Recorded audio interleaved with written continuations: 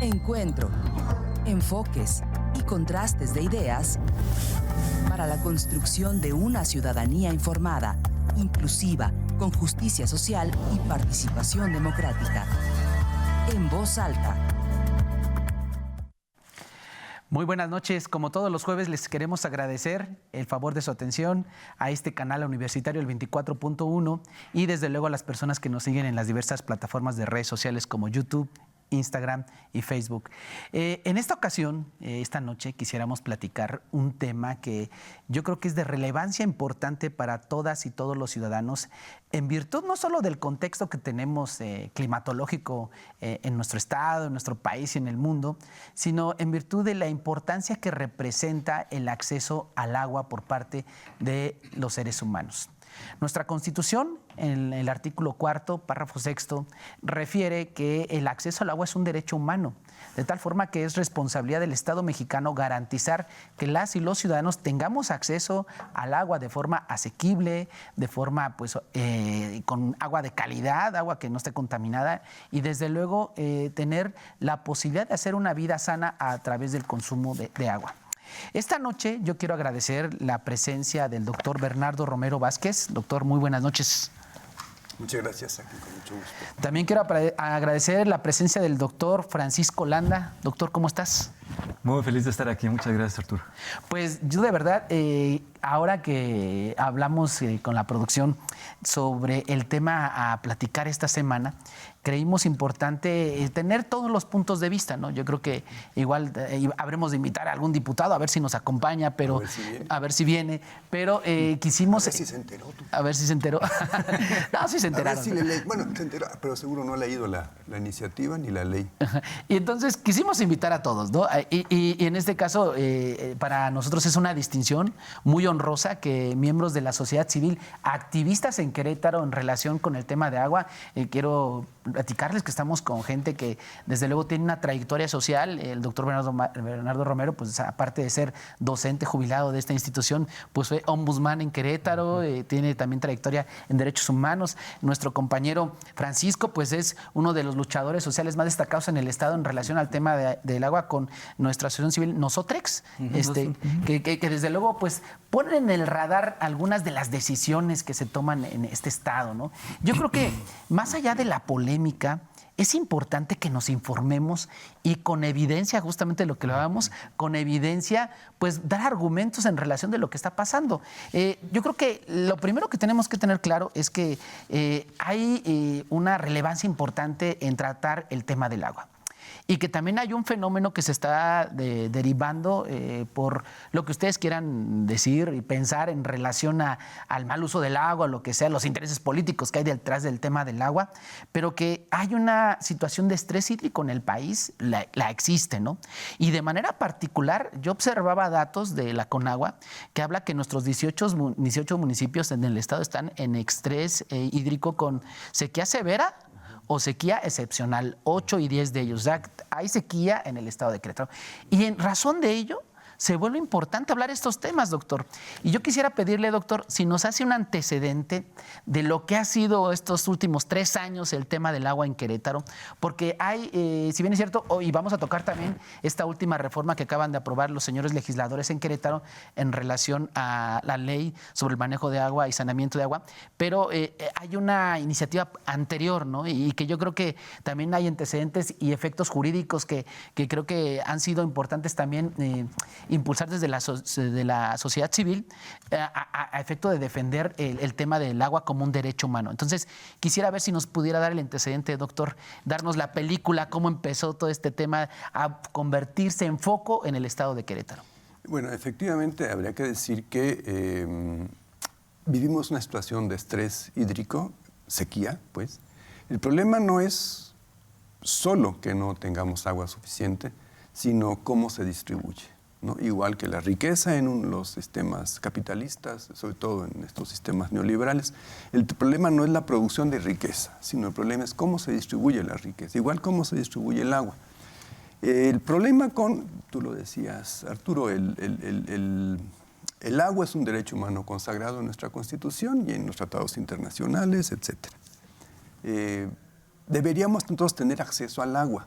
y el agua ser considerada un derecho humano y un bien público.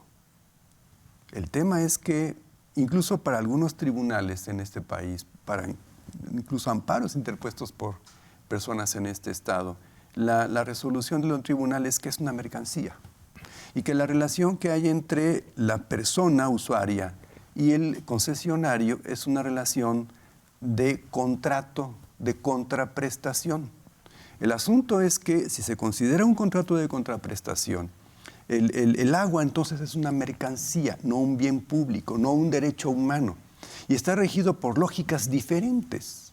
Entonces el agua se puede concesionar para que la vendan los particulares y hagan negocio. El agua se puede distribuir de manera arbitraria para que la tengan quienes más posibilidades tienen de adquirirla, es decir, los ricos, pues, las empresas, ¿no? Y los usuarios, las usuarias, por ejemplo, usuarios domésticos cuya capacidad de demanda económica, política, social es menor, se quedan sin agua, ¿no? Tenemos hoy día como muchas colonias que no tienen agua, ¿no? Y bueno, están diciendo el gobierno, no hay tandeos, la ley no es para legitimar el tandeo. Yo creo que sí, ¿sí?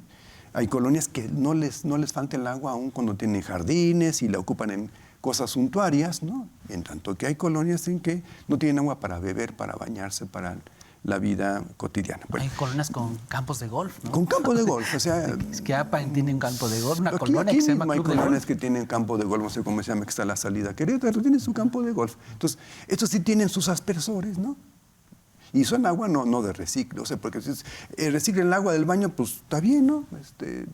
Pero no, usan el agua que le falta a la gente pobre. Ese es el injusto del asunto. Entonces, no teníamos una ley de aguas, ¿no? En Querétaro antes no existía una ley de aguas. Lo que regía esto eran otras leyes, por ejemplo, esta ley de desarrollo urbano y otras normas, esta ley de planeación también, un poco era para manejar el tema del agua. Entonces, hay una ley, pero esta ley tiene su pecado original, ¿no?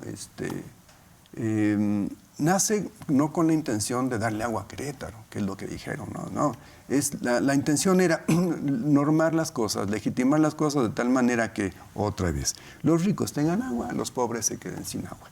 Y había una gran cantidad de arbitrariedades que obviamente contrarían los tratados internacionales, la Constitución, etc.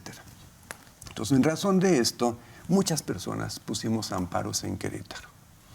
Lo interesante del caso, bueno, como siempre, ¿no? Los jueces te lo sobreseen porque pues, no tienes interés jurídico, no tienes interés legítimo, no es autoridad, cualquier cantidad de pretextos. Entonces uno tiene que impugnar esto, se va a los tribunales. Bueno, varios de los amparos se quedaron en el camino. Nosotros como agrupaciones, como una asociación de agrupaciones, teníamos 3, 2 se quedaron en el camino, 1 llega a la corte.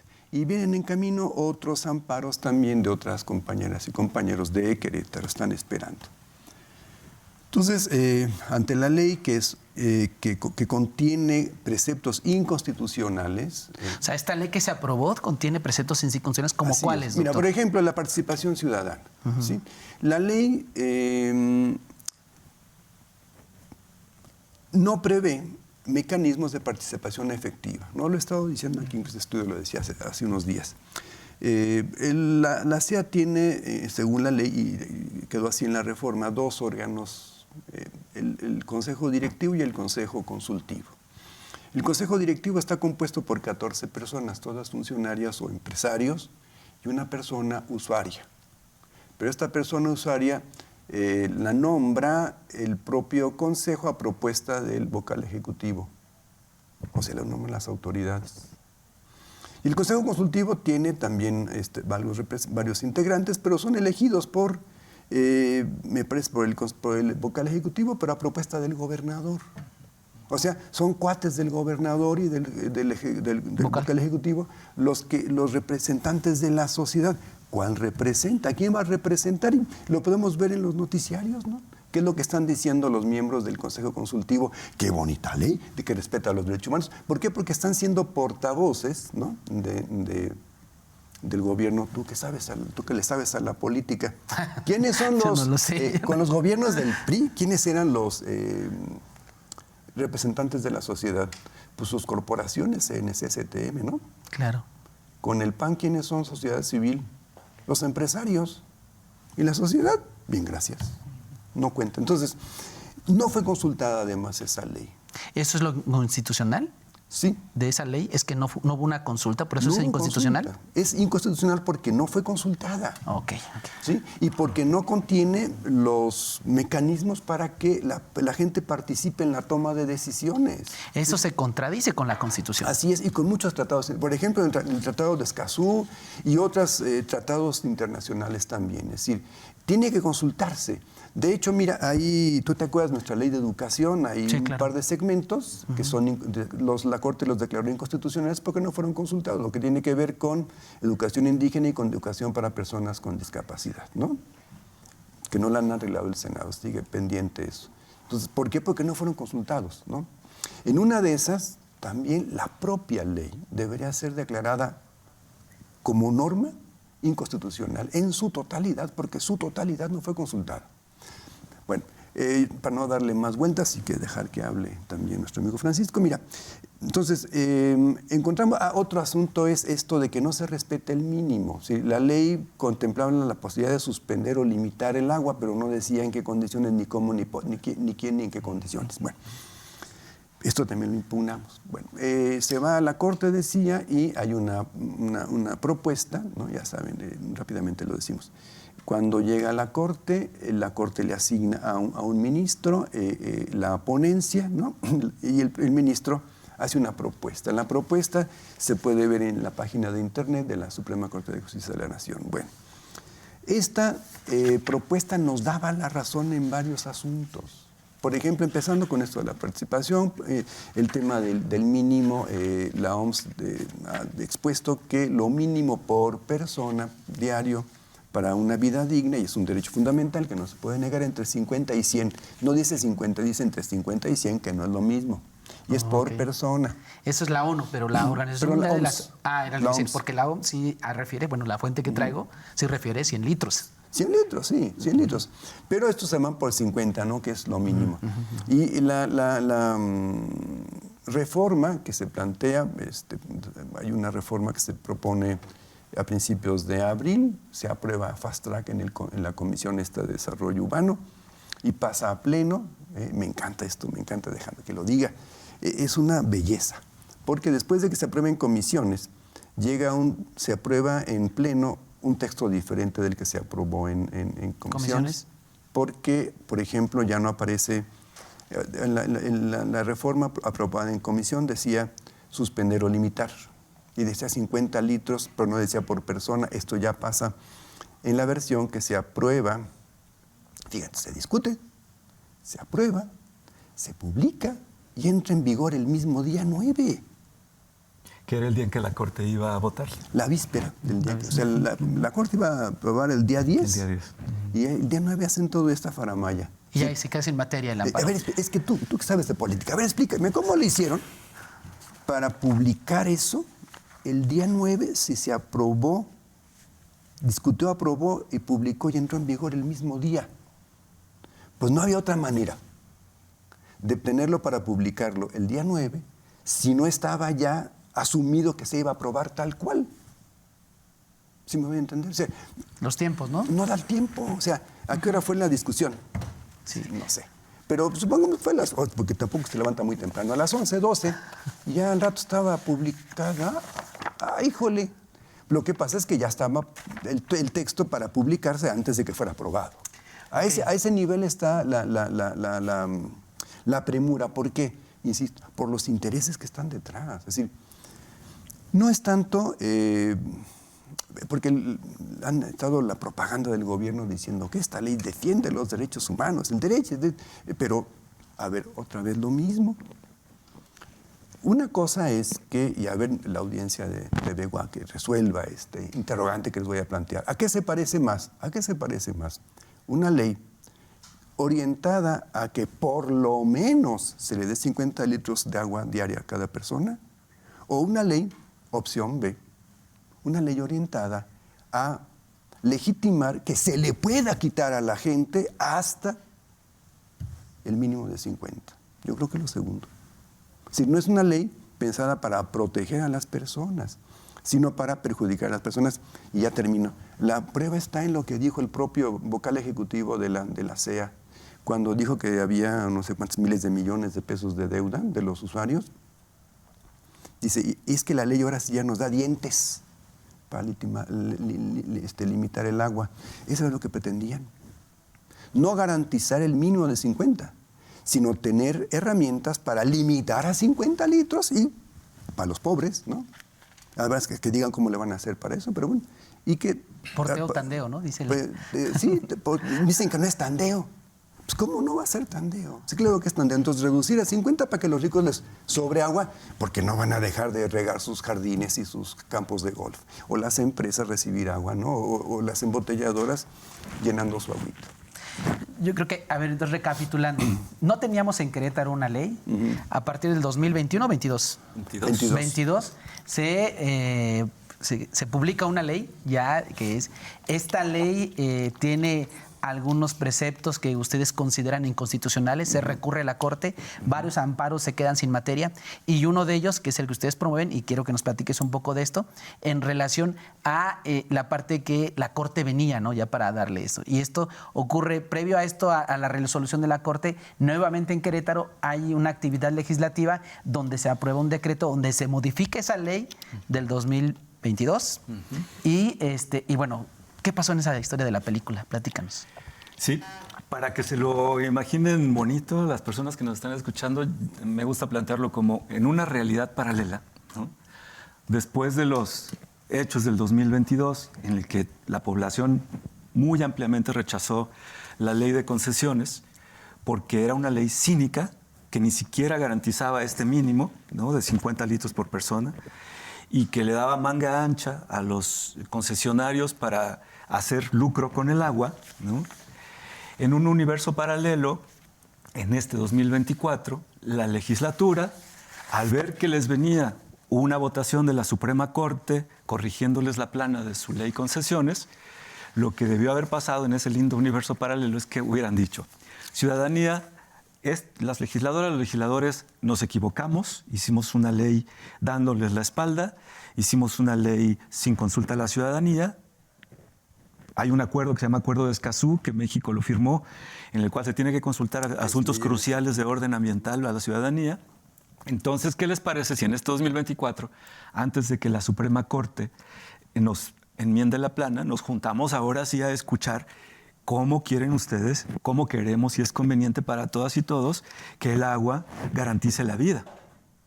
Y garantice la vida a largo plazo y la viabilidad agrícola, industrial, pero sobre todo la vida humana y la vida de los otros seres vivos. Bueno, este universo no existe. En este universo lo que ocurrió fue que hicieron, seguramente presionados, acompañados por cabilderos no solamente de Querétaro, este es un conflicto, como sabemos, a nivel nacional y mundial. Entonces hubo esta ley que le han puesto, a mí me parece muy afortunado ese hashtag ley parche, porque no es una nueva ley de aguas, una buena ley de aguas que contemple primero los derechos y luego, si acaso, el lucro, sino que hicieron parches. Y esos parches intentaron adelantar, como tú lo dijiste, para dejar sin materia el amparo, intentaron adelantar algunas cosas como, mire maestra, sí hice la tarea, ya la corregí, ¿no? Como cuando estábamos en la primaria y todo con corrector blanco y encima, ¿no? Es decir, lo que hicieron fue decir, bueno, ok, ya garantizamos aquí los 50 litros. Primero, como dijo Bernardo, garantizados por toma y después, ay no, a última hora, por persona. Entonces, lo que hicieron fue hacer este parche, restringiéndole algunos privilegios excesivos que le habían dado a los concesionarios, haciendo esta aclaración de los 50 litros, pero del cinismo de la ley del 2022, que ni siquiera nos garantizaba nada y que solo era legalizar el lucro del agua, pasaron a una ambivalencia y también un cinismo respecto a la participación ciudadana. Es decir, nos volvieron a dar la espalda y volvieron a legislar de acuerdo a sus intereses y para librar la dictaminación de la Suprema Corte. Entonces, ¿en qué estamos? Es importante que lo sepa la ciudadanía. La Corte, en ese momento nosotros estábamos esperando la noticia, no hizo la votación, pospuso la votación para otra ocasión. Y esto no tiene fecha, se quedó abierto. Entonces ahorita está en el aire ese aspecto. Pero lo que no está en el aire es que los ciudadanos y ciudadanas seguimos con el dedo en el renglón diciendo cualquier ley, cualquier legislación sobre agua tiene que ser consultada y no con los medios que se presentan como participación ciudadana, que son pues simulaciones, como dijo hace rato Bernardo, con personas a modo que sirven como paleros del gobierno, ¿no? Y que le dicen a todo que sí, que está excelente, y que además firman agendas azules con los, o sea, electoralizan el tema del agua. No, nosotros queremos una participación como lo mandata el Acuerdo de Escazú y como lo mandata el sentido común. Es decir, los temas del agua no los deciden expertos afines a un gobierno, no los define una legislatura, sea cual sea el partido que predomine. Explíqueme una cosa con esta antecedente que nos has dado de la película de lo que pasó en Querétaro. Entonces, ya con este nuevo decreto que acaban de publicar en la sombra de Arteaga nuestros diputadas y diputados, ¿ya les alcanza para que la Corte ya no les haga alguna observación respecto de la ley? O sea, ¿ya con esto deja de ser inconstitucional la ley que se publicó en el 22? Aquí yo creo que va a tener que complementar, Bernardo, la respuesta, porque es muy complejo. O sea, desafortunadamente no solo se juegan criterios técnicos, sino políticos. Y sabemos, la Corte está ahorita en el medio de la discusión política nacional, ¿no? Entonces sí dependemos de criterios técnicos. En los criterios técnicos estamos convencidos de que esta ley, al ser un parche, al ser insuficiente, no es aún una ley constitucional y una ley que vaya acorde a los acuerdos internacionales, porque del 2010 para acá, si no mal recuerdo, nuestra Constitución no es el máximo referente legal en México, sino que está supeditada a los acuerdos internacionales. Tratados. Entonces, si firmaste el Acuerdo de Escazú, tienes que cumplir el Acuerdo de Escazú. Por lo tanto, en términos técnicos estamos convencidos de que no, de que han hecho un parche que de todos modos se va a rebotar. Desafortunadamente juegan criterios políticos, que aquí Bernardo sabe más de eso. Sí, y miren, ¿por qué se vuelve importante? Si la producción me apoya con la primera diapositiva, de verdad, el tema del agua es un tema serio. Es un tema en el cual tenemos que estar preocupados. Si observan ustedes el monitor de sequía en el país, ahí se ve, ¿no? Ahí se ve la sequía que tenemos en este país, ¿no? Y se ve que es un problema serio. Estos datos son al 31 de marzo de 2024, ¿no? Entonces, pues usted puede observar zonas de México donde está la sequía así totalmente, digamos, extrema, ¿no? Hay sequías excepcionales, sequías extremas, sequías severas, sequías moderadas, pero vean, ¿no? O sea, esto es un problema serio. Y al tener un contraste con la realidad, temas como aprobaciones de ley de esta naturaleza, pues es importante. Si podemos poner la de Querétaro, la tabla donde se ve el estado de Querétaro, yo creo que esto nos habla de esta situación. Miren, en Querétaro tenemos 18 municipios. De los 18, 8 están en la categoría D4 y 10 en la categoría D3. ¿Esto qué significa? Esto significa que en Querétaro tenemos sequía extrema, 10 municipios, o sea, sequía extrema, y 8 en sequía excepcional. O sea, el tema del agua en Querétaro es un tema que nos preocupa y nos debe de ocupar, ¿no? Y por eso estos temas se vuelven relevantes al momento de acuerpar el endamiaje jurídico. Y antes de irnos al corte, quisiera más o menos empezar a hablar de este último acto legal de la legislatura, que es la aprobación de una reforma a esta ley y que, bueno, tiene sus aristas, ¿no? Porque incluso así como dice aquí el doctor, ¿no? El tema es político también, ¿no? Hay actores políticos que también lo están usando para capitalizar este tema, ¿no? Y hay actores que también pudieran servir a intereses transnacionales que platicábamos fuera de cámaras y que desde luego, pues bueno, hay que buscar la evidencia para exhibirlos. Yo creo que uno no es abogado, doctor, y uno no es experto en derechos humanos y tampoco uno no es experto en la lucha social, pero de este decreto, al yo observarlo y analizarlo incluso en clase, veo que tiene claros oscuros. ¿Qué le veo yo de delicado a este decreto? Es mi opinión, la verdad es que no soy experto y no ando en la lucha como ustedes, pero yo veo que dejan como una facultad discrecional a los operadores, es decir, a la gente que nos provee de agua, ya sea la CEA, ya sea Japan en San Juan del Río o ya sea un particular en Querétaro, que les dejan a discrecionar el tema de limitarles el agua, ¿no? Porque dice podrá podrá limitar el agua. El concepto de limitar también a mí me hace ruido. ¿Limitar qué significa? Poner un límite, es decir, hasta 50 litros, y que es lo que dice, ¿no? Hay dos cosas en las cuales menciona el decreto que se podrá limitar el agua, ¿no? La primera es cuando no pagas por 2 meses, te notifican y dice que el operador podrá limitarte el agua. O sea, si yo soy cuate del de Japan, del de la CEA o del operador privado, pues a lo mejor sigo sin pagar y no me lo limita. Probablemente porque la ley dice podrá. Yo ahí sí lo interpreto como una cosa discrecional y extraña, ¿no? Y luego hay una cosa que, primero estoy hablando de los obscuros del decreto que yo veo, pero ustedes me dirán. Y hay otra cosa que yo veo, que es el tema de la industria y el comercio. Establece que, bueno, para empezar, dice que habrá una autoridad competente que dirá cuando hay sequía en el Estado. ¿Quién es esa autoridad? ¿La Conagua? ¿Gobierno del Estado? La SEA, yo no lo veo, a lo mejor hay que leerlo. No lo dice la ley. No lo dice la ley. ¿Y bajo qué criterios técnicos, qué parámetros? Y eso, bueno, antes, en la versión anterior, perdón que interrumpa, la del 22 decía que era con agua. Ajá. Pero como esto se prestaba a problemas, lo dejaron abierto a ver quién. Puede ser el gobernador, puede ser Dios Padre, puede ser sabe Dios quién. Entonces, pues, ¿qué va a decir cuando hay sequía? ¿Y en qué condiciones? Y el otro tema, si no hay participación ciudadana, ¿cómo te defiendes de que determinen una política que protege a unos y desprotege a otros? Y bueno, cuando hay sequía, bueno, para empezar, ¿quién va a declarar que hay sequía? Y luego, cuando hay sequía, no queda claro cuáles son las medidas. No lo dice literal de que podrán limitar el agua. No lo dice. O sea, dice que podrán ser opciones, pero no lo dice claro. Yo no lo entendí así. Y luego hay otra parte, que en el caso de la industria, no dice qué porcentaje o algo, cuánto será el límite. En el caso de los usuarios privados, o sea, yo como ciudadana o ciudadano, sí me van a limitar a 50 o me van a garantizar, que es eso. Ahorita voy con el otro lado de la película, pero con 50 litros. Pero en el caso de la industria no habla de cuál será el límite. Si una, no sé, Kimberly, cuántos millones de litros de agua consume, a cuánto se le va a limitar o no. Es la industria. Sí dice el decreto, y eso me parece bueno, de las cosas buenas que veo en el decreto, que se deberá priorizar el uso doméstico. O sea, a nosotros nos deben... Ahora, ¿cómo lo van a hacer? Ese es otro rollo, exacto, ¿no? Es un enunciado, ¿no? Se va a priorizar el uso doméstico y después los otros usos. ¿De qué manera? ¿Quién? ¿Qué criterios? ¿no? Sí, ¿quién lo va a hacer? Yo le veo... Ahora, Sí. hay...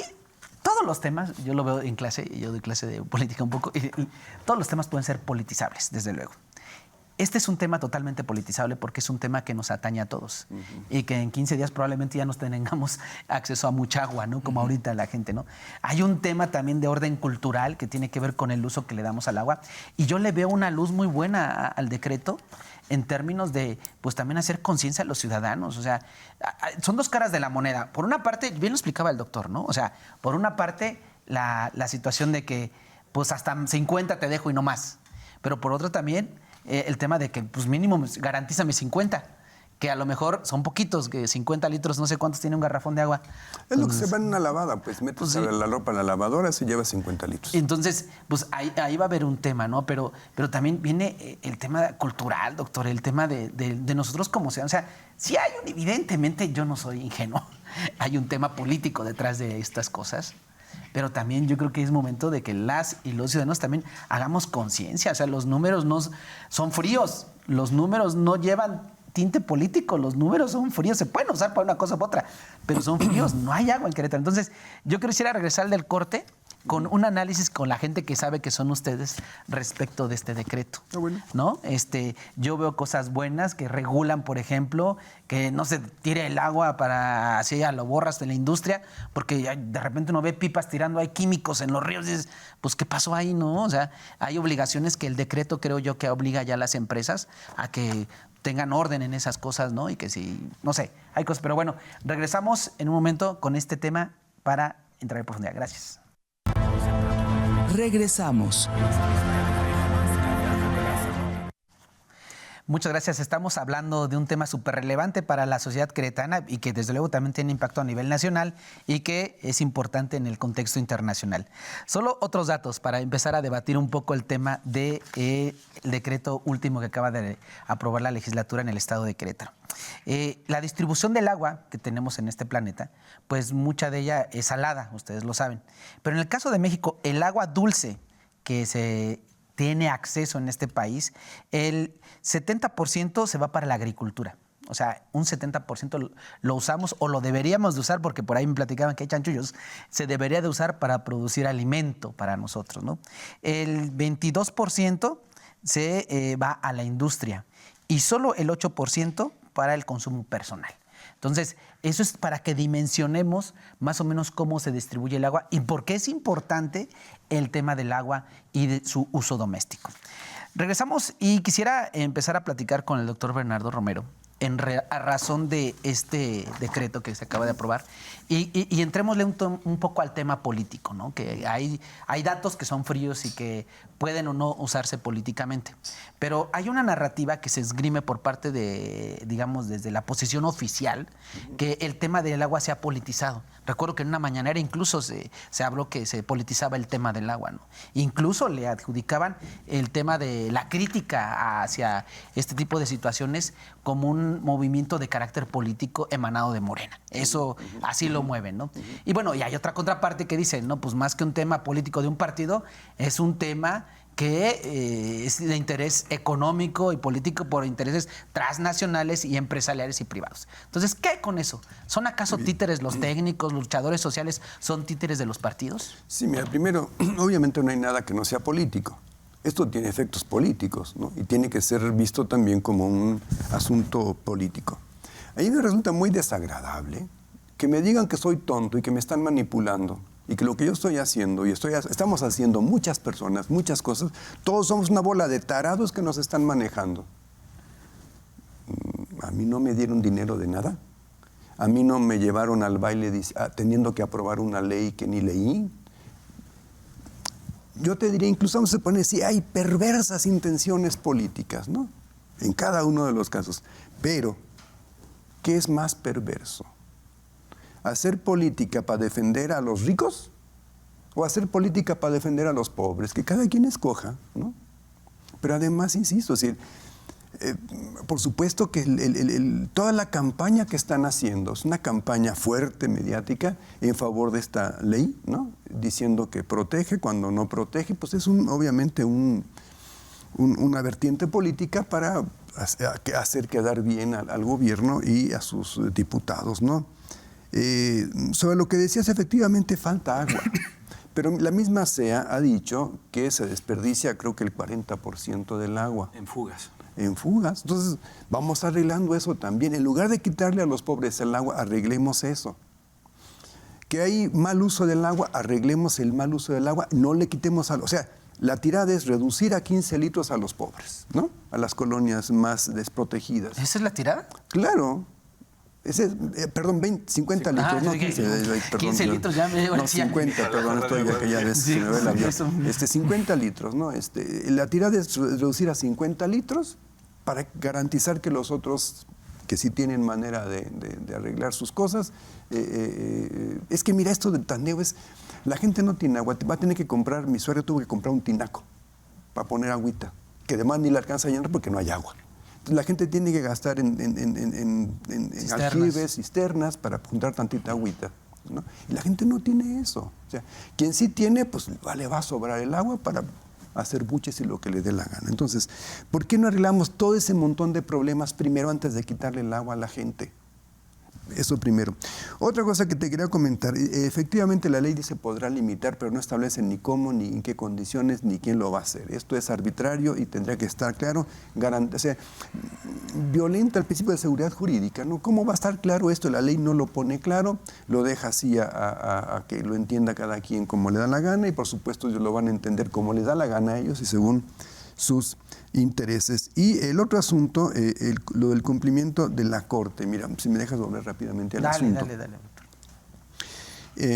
Hicimos nosotros un comparativo entre la ley, la iniciativa y cómo quedó la ley con la reforma finalmente y en relación también con lo que la Corte, la propuesta, el proyecto del ministro estaba planteando, ¿no? Y sí, efectivamente, hay entre la ley original del 22, la iniciativa, un poquito menos mal, o sea, hay un parche para simular, y la ley como quedó finalmente se parece un poquito más a la iniciativa, al proyecto, a la ponencia del ministro. pero no completamente. Escenarios posibles. En sentido estricto, si se lee bien y la Corte lo lee bien y se discute, esperamos que algún día se discuta y se resuelva, no, la ley parche, esta reforma a la ley, no cumple con todos los criterios que había expuesto en su propuesta, en su proyecto, el ministro, ¿no? Entonces, en sentido estricto, si no cumple, va para atrás. Entonces, tendría que decir la Corte, sí cumple con esto, con los criterios, no, pero con esto no. Y hay cosas básicas. ¿Qué ven ustedes que no cumple? Por ejemplo, la participación ciudadana. La participación ciudadana. Esto sería suficiente para invalidar la ley. Además hay otras cosas, esta falta de claridad, esta falta de esto de quién es la autoridad competente para declarar el... Por ejemplo, esto, ¿no? La sequía. Que no se protege a las personas. Entonces, hay suficiente material para que le diga que no, ¿no? Ahora, la Corte puede decir, pues ya más o menos le parcharon, va para atrás. ¿Y qué consecuencias tiene? Como dice, se declara sin materia el amparo nuestro. Y se declaran sin materia todos los que vienen detrás. ¿Podría pasar eso? Sí, claro. Entonces, como ya se arregló, esto que me estaban ustedes diciendo en caso... mira, esta que me estás diciendo tú aquí, ya se arregló. Eso que dice el otro amparo, ya se arregló. Entonces van para atrás, se sobreseen todos. Bueno, se quedan sin materia, todos los amparos. Entonces, todo el trabajo de mucha gente se quedaría suspendido. Si por eso era la urgencia, de hacer su simulación. Sería un golpe político terrible para la legislatura que la Corte hubiese declarado inconstitucional. Así es. Por eso sacaron esto rápido. Así es, y entonces es una repercusión no solo para los amparos que presentamos contra esa ley en Querétaro, sino que esto sentaría precedente para todas las demás leyes que están en fila esperando para ser aprobadas y publicadas y beneficiar esos intereses transnacionales poderosísimos, ¿no? En beneficio de unos cuantos, de los poderosos, y en perjuicio de la sociedad, no solo la sociedad queretana, sino el pueblo de México. Sí, de ese tamaño está el problema. Voy a detenerme un poquito ahí, si me lo permites, y para que ampliemos este tema. O sea, ustedes ven que detrás de la aprobación de este decreto, también detrás de la posible resolución que venga, ya sea quedar sin materia los amparos o alguna resolución de la Corte, se ve claramente intereses transnacionales y que Querétaro es el primer o de los primeros estados en los cuales se empieza a acuerpar esto para tener control del agua en México. ¿Eso es lo que ven ustedes? O sea, sí, Querétaro no es la punta de lanza, ha habido problemas en Veracruz, en Aguascalientes, en Coahuila, en Puebla. O sea, más bien la batalla local por el agua tiene varios focos importantes. Pero a mí me gustaría un poco también, retomando la pregunta que hacías hace ratito, Arturo, decir que el enfoque de la participación ciudadana es muy importante para entender esto. Es decir, hay fuerzas transnacionales. ¿Cuáles serían esas fuerzas transnacionales? Porque luego nos quedamos en la discusión y, sí. A ver, ¿a quiénes ven ustedes detrás de esto? Pues, o sea, por ejemplo, empresas que ustedes ya saben que esta empresa tiene cabilderos y los cabezones andan metidos ya en la Ciudad de México, andan metidos... ¿Ahí tenemos? Ahí. O sea, hay investigaciones, nosotros no tenemos la capacidad para tener esos datos, hacer las investigaciones propias, pero he sabido que, por ejemplo, Veolia es un concesionario del acueducto. El acueducto 2. ¿Y quién es Veolia? Para que nuestra audiencia... Una gran transnacional del agua. También sabemos que a nivel nacional hay una financiarización del agua. Hay bancos que son propietarios de agua. Eso lo pueden googlear, lo pueden consultar. Y eso lo permite la Ley de Aguas Nacionales, que es una ley salinista que hizo del agua un gran negocio. Generaron decenas de miles de concesiones de agua en pocos años. Entonces, ahí excede a lo que la información que podríamos tener ahorita a la mano, pero cualquiera de ustedes lo puede buscar en las redes. Pero creo que algo es importantísimo en este sentido. O sea, cuando uno ve esas fuerzas tan enormes y además ve estas inercias políticas de los grupos que gobiernan, que pues se alían, se hacen aliados de esas fuerzas del dinero, y uno tiende a decir la lucha es demasiado grande, no vamos a poder hacer nada, etcétera. Pero yo les invitaría a quienes nos ven y escuchan a que más bien tomen este ejemplo como un ejemplo de lo contrario. Es decir, si en este 2024 la legislatura parchó, bien o mal, pero parchó esa ley anticonstitucional del 2000, es un logro de ustedes, al final de cuentas. Es por la presión ciudadana. Que el logro no es el que quisiéramos, no es óptimo, sí, pero es un logro para nosotros, que hay que seguir discutiendo estos elementos que no quedaron claros, que son ambiguos y pueden dar origen a abusos. Claro, no hay que quitar el dedo del renglón.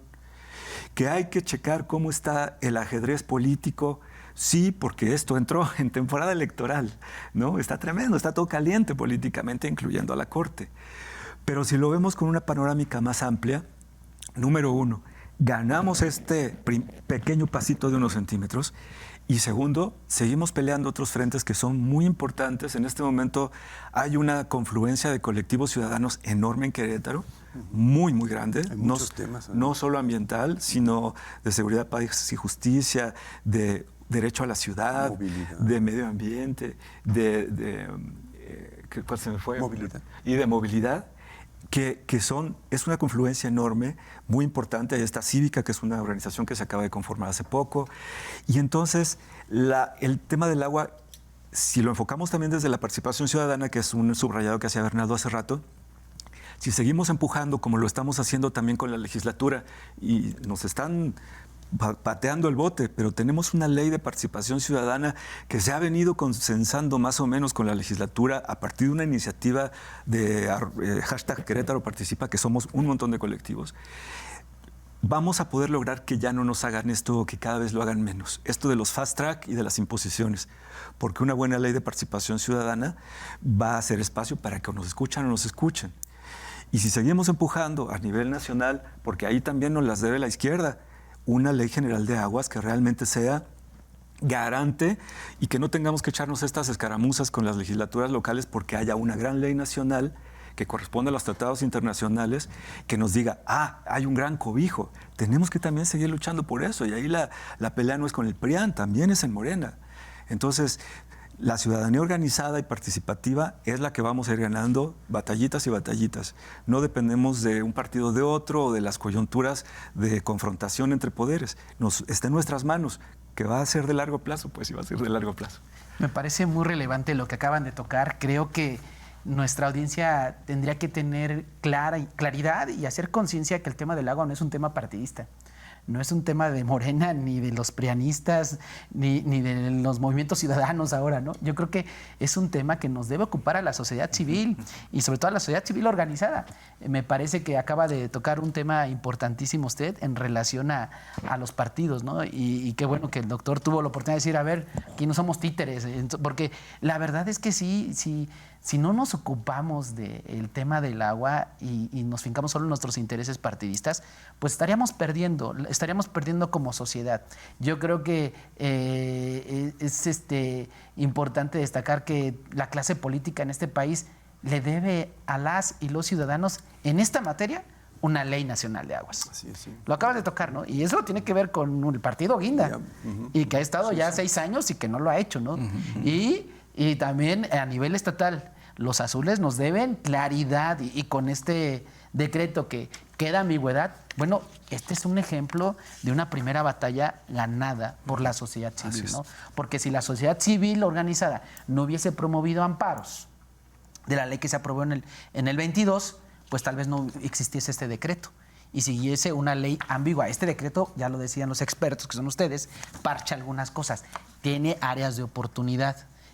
Yo las veo como docente, como gente que estudia la comunicación y la ciencia política, pero no soy abogado, la verdad tengo que decirlo, y veo cosas que quedan ambiguas, como esto. Me preocupa quién va a decretar cuando haya sequía en Querétaro, eso me preocupa. También me preocupa la discrecionalidad de quién va a decidir que a ti sí te doy tus 50 litros y a ti no, ¿no? Me preocupa también la discrecionalidad que hay con la industria y con el comercio en limitarles o no los litros de agua, ¿no? Eso también me preocupa, ¿no?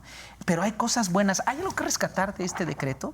¿Ustedes vieron algo que ya no sabes que aquí sí los diputados se apuntaron un 10? O bueno, se apuntaron una buena, ¿no? Yo no sé si se apuntaron un 10.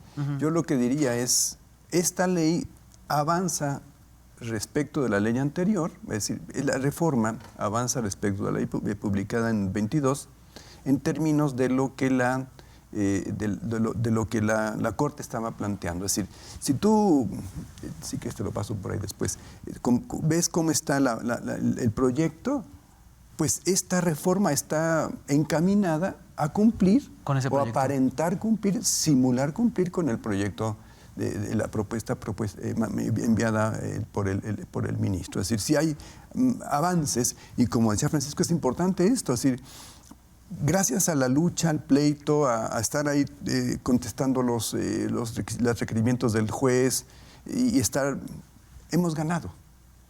Y es importante que lo tengamos presente, pues.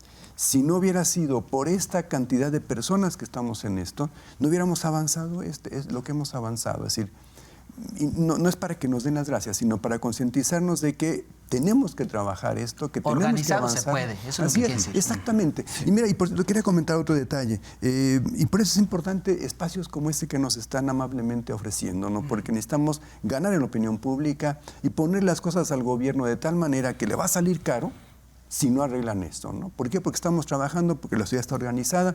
Como decía Francisco, hay muchos ámbitos en los que se está trabajando, diferentes sectores, pues no. Afortunadamente yo pensé que me iba a morir antes de que pasara esto, de que ya el juez le dio ¿cómo se llama? El amparo a las compañeras feministas por lo de la interrupción del embarazo, ¿no? Qué padre que ya estuvo eso, a ver cuándo les da la gana de cumplir, ¿no? Y bueno, yo quiero comentar, si me permiten, antes de terminar. Sí, Daniel. Yo, cuando era joven, dormía tranquilo, entre otras cosas, porque decía, el petróleo es nuestro y no nos lo van a quitar. Sería muy tonto un presidente que... ¿Y sí, Hugo? El petróleo ya no es nuestro, se lo regalaron a los particulares. Lo mismo el agua, ¿no? Ya se ha dicho, ¿no? Antes la guerra era por el petróleo, ahora va a ser por el agua. Entonces, a ese nivel está, pues... la tendencia es privatizar, ¿no? Afortunadamente el contexto ya es diferente, les va a costar más trabajo. Cuando privatizaron Pemex y le regalaron a los ricos, a los transnacionales el petróleo, era otra circunstancia. Espero que ahora esta circunstancia sea favorable. A ver si algún día rescatamos nuestro petróleo, ¿no? Pero el agua no la podemos perder. Podemos vivir sin petróleo tal vez, pero no sin agua. Y eso es lo importante del caso. Me parece que es relevante y creo que ahí la izquierda no solo es para tomar el poder y ejercerlo con la derecha, o sea, la izquierda tiene que ponerse las pilas en esto, ¿no? Hay mucho trabajo que hacer, pero bueno, trabajo. Otra vez insisto, yo creo que el tema es desde la sociedad civil empujar para que esto pase. O sea, yo creo que sí es importante, doctor. Ahí vamos. Es importante. Y las instituciones, sí, las universidades también. Los técnicos, ¿no? Los que le saben a esto. Es importante decirlo, ya para terminar, la universidad ha tenido un papel muy importante en este ámbito, pues ha apoyado, espero que siga apoyándonos. Hay mucho trabajo en propuestas, hay una propuesta que tienen de ley también, ¿no?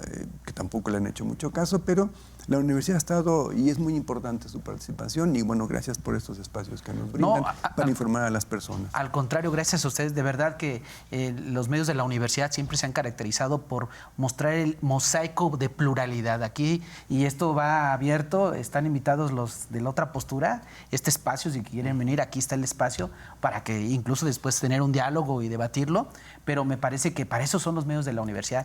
El gran privilegio que tienen los medios públicos es que su criterio editorial obedece más que a intereses mercantiles o de pauta, a intereses sociales. Entonces, les agradezco muchísimo de verdad el favor de su compañía. ¿Un comentario para cerrar? No, muchas gracias. Ha sido un placer estar acá y el diálogo ciudadano tiene que continuar. Y eso es lo importante, que nosotros como sociedad dialoguemos y que, bueno, que dándonos cuenta que a partir del activismo social, pues se pueden concretar cosas. Hay todavía muchos huecos, hay cosas buenas. Yo le decía, vi esta parte de que se puede ya sancionar a estas empresas que tiran ahí agua sucia y agua con químicos y eso, ¿no? Ojalá algún día, yo que vivo en Tequisquiapan, el río no huela como huele, porque, o sea, después de Kimberly, ¿no? O sea, es horrible. Entonces, nos deben mucho nuestra clase política, de cualquier color. Entonces, pues yo les quiero agradecer mucho el favor de su atención. Los esperamos en una próxima. Recuerde seguirnos en nuestras redes sociales, en Instagram, en Facebook y desde luego, pues sintonizar el 24.1 de Televisión Abierta. Les deseamos muy buenas noches y nos vemos en una próxima ocasión. Gracias, doctor. Gracias, doctor. Muchas gracias. Gracias. Muchas gracias.